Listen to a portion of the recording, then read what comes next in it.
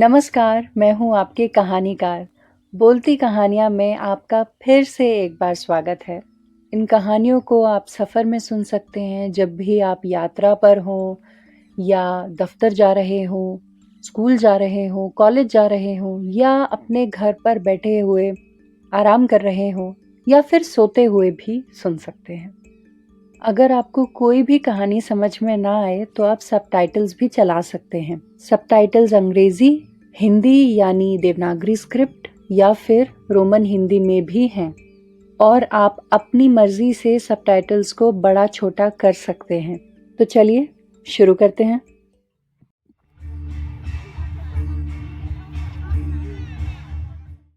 एक शांत पहाड़ी गांव में जहां सुबह की हवा में ओस की ठंडक घुली रहती थी और मंदिर की घंटियों की गूंज दूर तक सुनाई देती थी, वहीं एक बहुत जाने माने और प्रसिद्ध गुरु का आश्रम था। आश्रम बहुत साधारण था। मिट्टी की दीवारें, छप्पर की छत और बीच में एक नीम का पेड़, जिसके नीचे गुरुजी अक्सर अपने शिष्यों को शिक्षा देते थे। गुरुजी अपने सादे कपड़े, विनम्र स्वभाव और गहरी दृष्टि के लिए जाने जाते थे। हर सुबह शिष्य उनके पास इकट्ठा होते। कोई ध्यान करता, कोई वेद का पाठ और कोई प्रश्न लेकर आता। ऐसे ही एक दिन एक युवा शिष्य, नाम था अरुण, मन में कुछ उलझन लेकर गुरुजी के पास पहुंचा। उसके चेहरे पर झिझक थी, पर अंदर जिज्ञासा का ज्वालामुखी उबल रहा था। उसने बोला, गुरुजी, एक बात मेरी समझ में नहीं आती।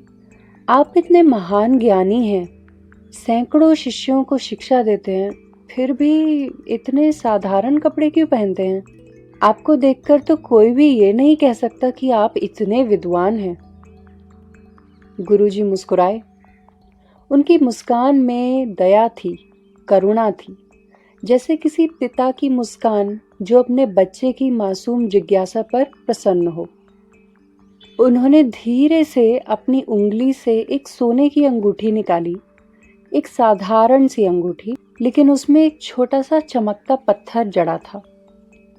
गुरुजी ने बोला, अरुण, मैं तुम्हारे प्रश्न का उत्तर दूंगा, लेकिन पहले तुम मेरा एक छोटा सा काम कर दो। ये अंगूठी लो और इसे बाजार में जाकर किसी सब्जी वाले या दुकानदार को बेचने की कोशिश करो। ध्यान रहे, बदले में कम से कम एक सोने की अशर्फी जरूर लेकर आना।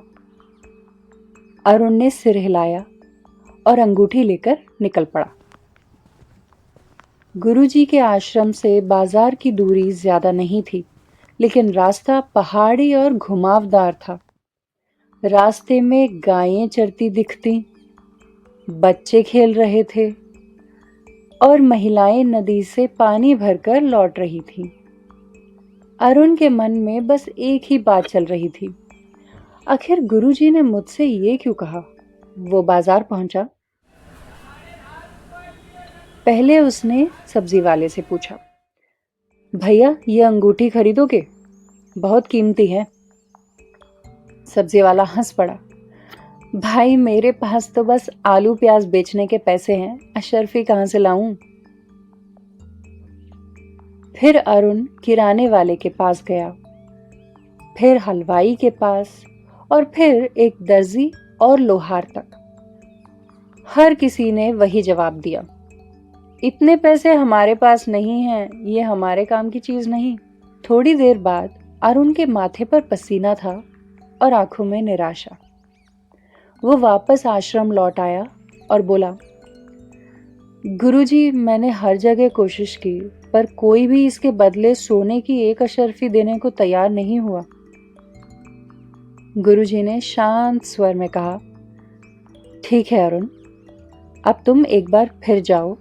इस बार इस अंगूठी को लेकर किसी जौहरी के पास जाना और देखना कि वो क्या कहता है।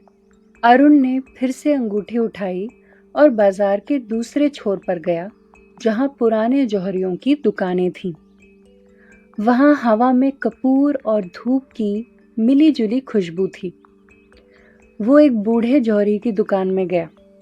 दुकान छोटी थी, लेकिन दीवारों पर कीमती हार और माणिक जड़े हुए थे। अरुण ने झिझकते हुए कहा, बाबा, क्या आप ये अंगूठी खरीदेंगे? जौहरी ने चश्मा लगाया, अंगूठी उठाई और उसे रोशनी के नीचे घुमाया। कुछ पल के लिए उसकी आंखों में चमक आ गई। वो बोला, बेटा, क्या ये अंगूठी तुम्हारी है? नहीं, मेरे गुरुजी की है। जौहरी ने गहरी सांस ली और बोला, बेटा, ये तो अनमोल है। इसमें तो हीरा जड़ा है। उसकी कीमत लाखों अशर्फियों से भी ज्यादा है। हम यहाँ के सब जौहरी मिलकर भी इसे नहीं खरीद सकते। अरुण कुछ पल के लिए हैरान रह गया, आश्चर्यचकित रह गया। वो अंगूठी को ऐसे देखने लगा मानो पहली बार देख रहा हो। वो भागते हुए आश्रम पहुंचा। गुरुजी नीम के पेड़ के नीचे बैठे थे, ध्यान में मग्न।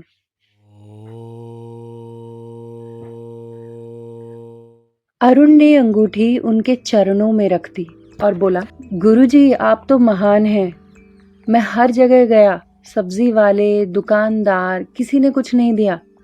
पर जब जौहरी के पास पहुंचा तो उसने कहा कि ये तो अनमोल है, लाखों अशर्फियां भी कम हैं। गुरुजी ने धीरे से आंखें खोली, मुस्कुराए और बोले, यही तुम्हारे सवाल का जवाब है अरुण। वो आगे बोले, जिस तरह ऊपर से देखने पर इस अनमोल अंगूठी की कीमत का अंदाजा नहीं लगाया जा सकता, उसी तरह किसी इंसान को उसके कपड़ों से नहीं आंका जा सकता। कपड़े तो बस एक पर्दा हैं। सच्ची पहचान तो उसके अंदर के ज्ञान, उसकी आत्मा की पवित्रता और उसके कर्मों से होती है।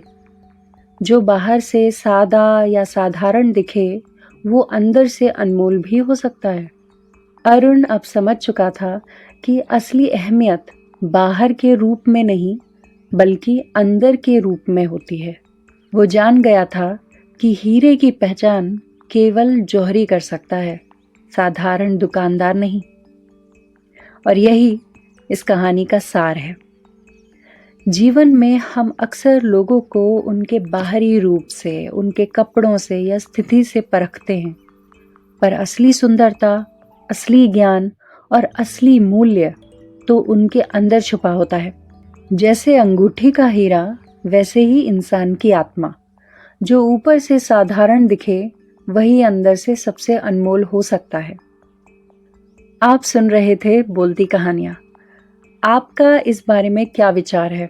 आप क्या सोचते हैं? कमेंट सेक्शन में ज़रूर लिखिए और इस कहानी को जितना ज़्यादा हो सके उतना ज़्यादा अपने दोस्तों के साथ बांटें।